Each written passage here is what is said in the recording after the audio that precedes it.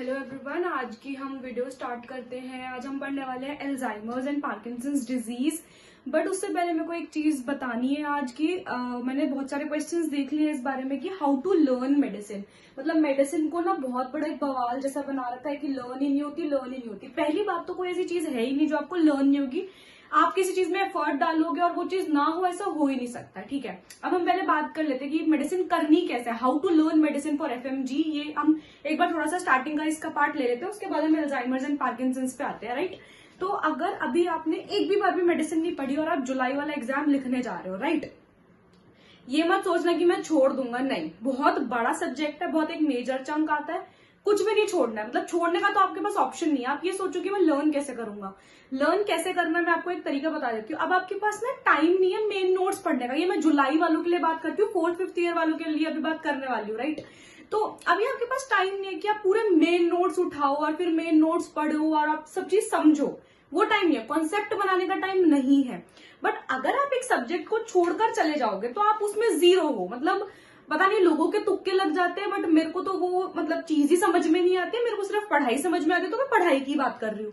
Right, तो अभी आप जीरो पे हो, वहां पे आप जीरो पे खड़े हुए हो। अगर आप अभी फिलहाल रैपिड रिवीजन पढ़ लोगे, किसका, मेडिसिन का, नीट पीजी का रैपिड रिवीजन पढ़ना। लाइक ठीक है, हम चाहते हैं कि अगर मान लो 18 क्वेश्चंस आए मेडिसिन में से, एटलीस्ट आपने 8 या 9 सही कर दिए, तो वो एक विन विन सिचुएशन है यार आपके लिए। आपने अभी तक कुछ भी नहीं पढ़ा था उसके बारे में, आपने रैपिड रिवीजन पढ़ी और आपके लिए वो विन विन सिचुएशन है। राइट, तो आप अभी जो लोग जुलाई वाला एग्जाम लिखने वाले उन्होंने आज तक मेडिसिन नहीं पढ़ी है, प्लीज पैथो और मेडिसिन को ना ऐसे लाइन में रखना कि आप रिवाइज करने वाले हो तो पहले पैथो रिवाइज कर लेना, फिर मेडिसिन रिवाइज करना, ताकि आपको ना रिटेंशन बेटर हो उस चीज का। मेडिसिन का रैपिड रिवीजन उठाना, क्वेश्चंस लगाना, एटलीस्ट आप उसमें 60% तो परफॉर्म कर ही आओगे। राइट, क्योंकि हमें मतलब मार्क्स लेने हैं, जहां से मिले वहां से मार्क्स लेने ही लेने हैं। अब आती है बात 4th एंड 5th ईयर वालों की। पहली बात तो मेडिसिन को आपने छोड़ा ही कैसे। मेडिसिन कोई छोड़ने की चीज है ही नहीं यार। आप जो जो फील्ड में आपको, आपने मेन सब्जेक्ट ही छोड़ दिया, ये क्या बात हुई। तो 4th 5th ईयर वाले बच्चों के लिए मैं बोलूंगी प्लीज मेडिसिन स्टार्ट करो। मेन नोट्स, मेन वीडियोस, हर चीज पढ़नी है। आपके पास बहुत टाइम है कॉन्सेप्ट बनाने का।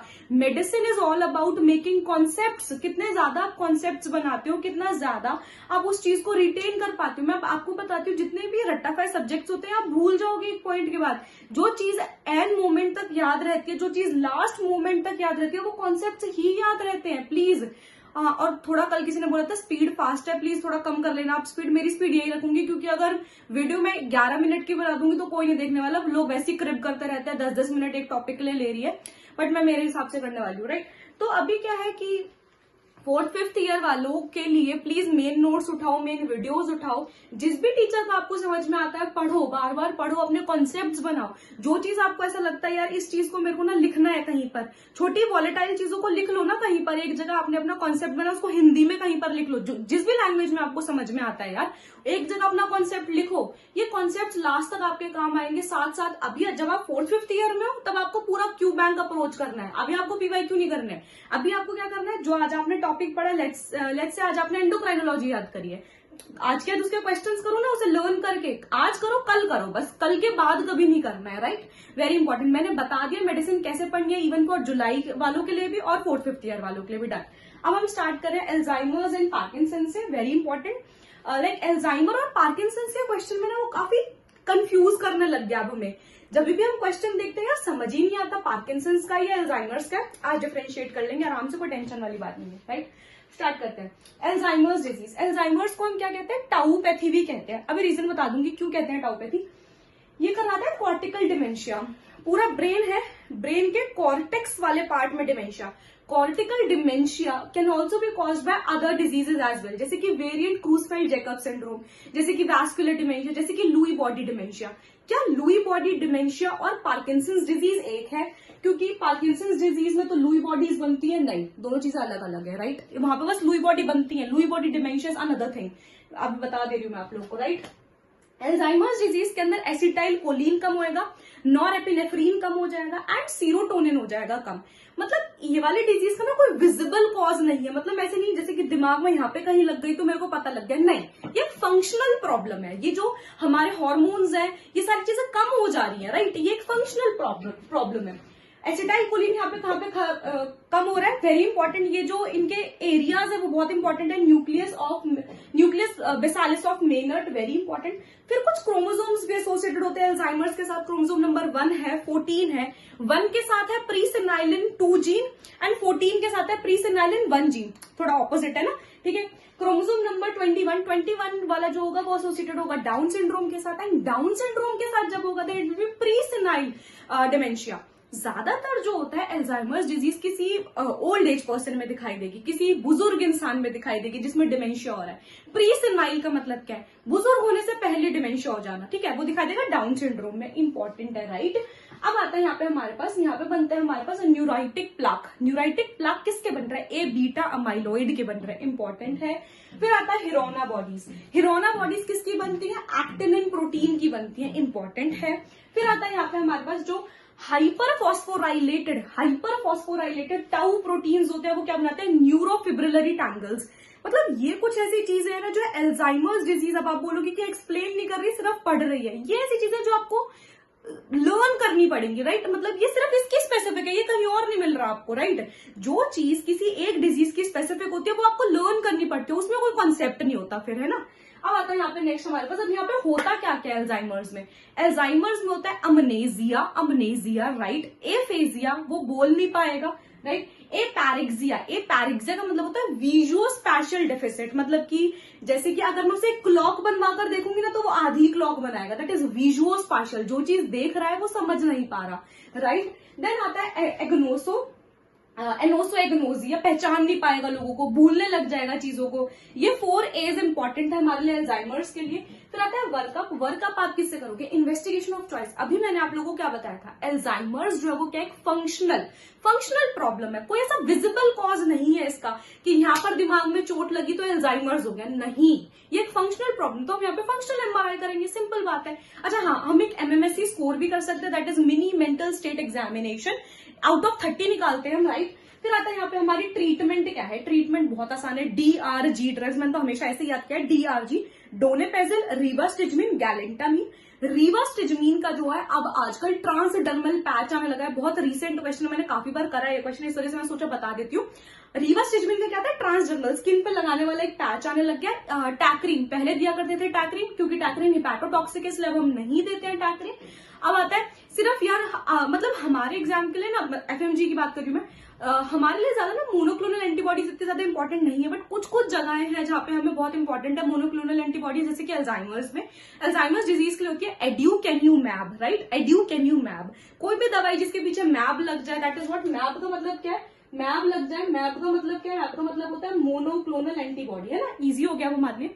अल्जाइमर्स जो यहाँ पे आपका खत्म हो चुका है, आपको neuritic plaque, Hirano bodies, hyper phosphorylated tau proteins पता होना चाहिए, एसिटाइलकोलिन कम होता है यहाँ पर, क्रोमोसोम पता होने चाहिए, इंपॉर्टेंट है, ड्रग्स पता होनी चाहिए, इंपॉर्टेंट है, वर्कअप फंक्शनल MRI होता है, इंपॉर्टेंट है, mini mental state examination important है। ये मतलब जितना यहाँ पे लिखा हुआ है ये सारा इंपॉर्टेंट है। अब हम इसे टाउपैथी क्यों कह रहे हैं, क्योंकि यहाँ पे टाउ प्रोटीन्स बनते हैं। ऐसा नहीं है कि खाली अल्जाइमर्स डिजीज ही एक टाउपैथी के बाकी बहुत और भी एग्जांपल्स होते हैं, राइट। ये क्या है, कॉर्टिकल डिमेंशिया, इंपॉर्टेंट। अब आता है पार्किंसंस डिजीज। पार्किंसंस डिजीज में क्या होता है, पार्किंसंस डिजीज में डोपामीन कम हो जाता है। क्या कम हो जाता है, डोपामीन कम हो जाता है। यहाँ पर जो है वो क्या होता है, लुई बॉडीज बनती है। लुई बॉडीज किसकी बनी होती है, अल्फा सिन्यूक्लिन की। क्या लुई बॉडी पार्किंसंस के अंदर है, लुई बॉडी डिमेंशिया एक ही बात है, नहीं, स्टार्टिंग में ही बता दिया था, नहीं है, राइट। फिर आता है यहाँ पे पार्किंसंस में, मैंने बोला है ना इन दोनों के एरियाज बहुत इंपॉर्टेंट है। अल्जाइमर्स का भी क्या पढ़ा था, न्यूक्लियस बेसालिस ऑफ मेनर्ट। यहाँ पे क्या होता है पार्किंसंस में, यहाँ पे पार्किंसंस में होता है सबस्टेंशिया नाइग्रा कॉम्पैक्टा। कई बार ना वो आपको फोटो दे देगा सबस्टेंशिया नाइग्रा की। नाइग्रा का मतलब क्या होता है, काला काला, वहां पे ना काला काला कम हो जाएगा। मतलब मैं आपको क्वेश्चन एक्सप्लेन कैसे करूं कि ना वहां पे वो ना सबस्टेंशिया नाइग्रा की आपको फोटो दे देगा मिड ब्रेन की, है ना, और वहां पे जहाँ पे सबस्टेंशिया नाइग्रा होता होगा ना उसको लाइटन करके दिखा देगा, फिर आपसे पूछेगा कि प्रॉब्लम क्या है। पार्किंसंस हुई ना, बहुत स्पेसिफिक है वो, ये चीजें सिर्फ इसी के बारे में, बाकी कहीं नहीं देखोगे आप, राइट। पार्किंसंस डिजीज में आती है rigidity can be lead pipe rigidity और कॉग व्हील रिजिडिटी, इंपॉर्टेंट है। ब्रैडिकाइनेजिया का मतलब कि बहुत धीरे धीरे चलेगा, ब्रैडिकाइनेजिया हो जाएगा, राइट। ट्रेमर्स रहेंगे हाथ में, पोस्टरल ऐसे स्टूपिंग सा पोस्टर हो जाएगा, पोस्टरल एब्नॉर्मैलिटीज रहेंगी, राइट। पार्किंसंस के डिजीज के लिए ये सॉरी नॉट डिजीज, ड्रग्स क्या देंगे हम यहाँ पे, लीवोडोपा प्लस कार्बिडोपा देंगे हम यहाँ पर, इंपॉर्टेंट है क्योंकि यहाँ पे डोपामीन कम हो जा रहा है। तो आप डोपामीन एगोनिस्ट दोगे या एंटागनिस्ट दोगे? एगोनिस्ट देंगे ना, क्योंकि यहाँ पे कम हो जा रहा है, हमें बढ़ाना है ना, easy. COMT inhibitors and MAO B inhibitors, वैसे ये आपका जो पार्ट है ये आपका फार्माकोलॉजी वाला पार्ट है, स्टिल मैं बता देती हूँ।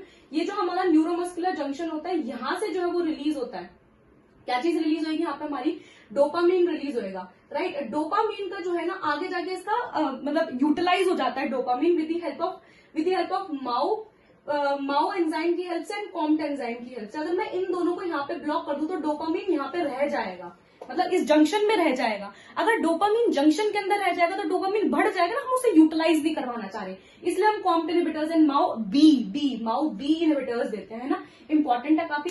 तो Parkinson's disease and Alzheimer's disease important है। अब वो आपको ना कंफ्यूजन, मैं आपको मेडिसिन का क्वेश्चन बताती हूँ, आपको कंफ्यूज कैसे करता है।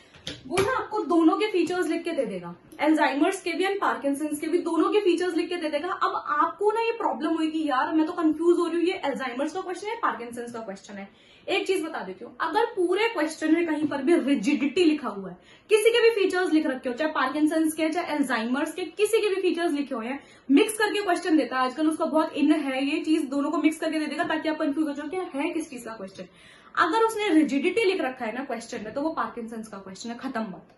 मतलब रिजिडिटी अगर आपने देख लिया ना वहां पे लिखा हुआ, तो एल्जाइमर्स के बारे में सोचना ही नहीं, क्योंकि rigidity is very very specific to Parkinson's disease. कभी भी एल्जाइमर्स के पेशेंट में रिजिडिटी नहीं आती, एल्जाइमर्स के पेशेंट के अंदर एमनेजिया होएगा, यहाँ पे वो एफेजिया, बोल नहीं पाएगा। सबसे ज्यादा अनहाइजेनिक पेशेंट्स जो होते हैं वो एल्जाइमर्स के होते हैं, क्योंकि इनको डिमेंशिया हो जाता है, अपनी मेमोरी भूल जाते हैं, लोगों को पहचान नहीं पाते, राइट। तो ये इंपॉर्टेंट है, मैंने दोनों को डिफरेंशिएट करना भी बता दिया है। और उससे पहले हमने बात करी थी how to learn medicine. Medicine पे प्लीज ध्यान दो, ध्यान देना बहुत इंपॉर्टेंट है। एक जब आप पैथोलॉजी पढ़ के मेडिसिन पढ़ोगे ना तो आपको थोड़ा सा इजी लगेगी मेडिसिन, बिल्कुल एकदम ना नूब बन के मेडिसिन मत उठाना, पैथोलॉजी पढ़ो। 4th 5th ईयर वालों प्लीज पैथोलॉजी पढ़ो, फिर अपनी उठाओ मेडिसिन। और जो जुलाई वाला एग्जाम लिखने जा रहे हैं, अगर आपने पैथोलॉजी छोड़ रखी है और मेडिसिन भी छोड़ रखे तो पहले पैथो पढ़ो फिर मेडिसिन पढ़ो, इंपॉर्टेंट है। हमने आज खत्म कर लिया है एल्जाइमर्स एंड पार्किंसंस डिजीज। कल हम शायद पढ़ेंगे मल्टीपल स्क्लेरोसिस, देखते हैं कल पढ़ने के लिए। और मेरे को प्लीज, मैं एक वीडियो के अंदर ना इतना ही टॉपिक रख सकती हूँ, फिर वो बहुत ज्यादा एक्सटेंड हो जाएगी वीडियो, है ना, समझ रहे हो आप लोग मेरी बात। Thank you.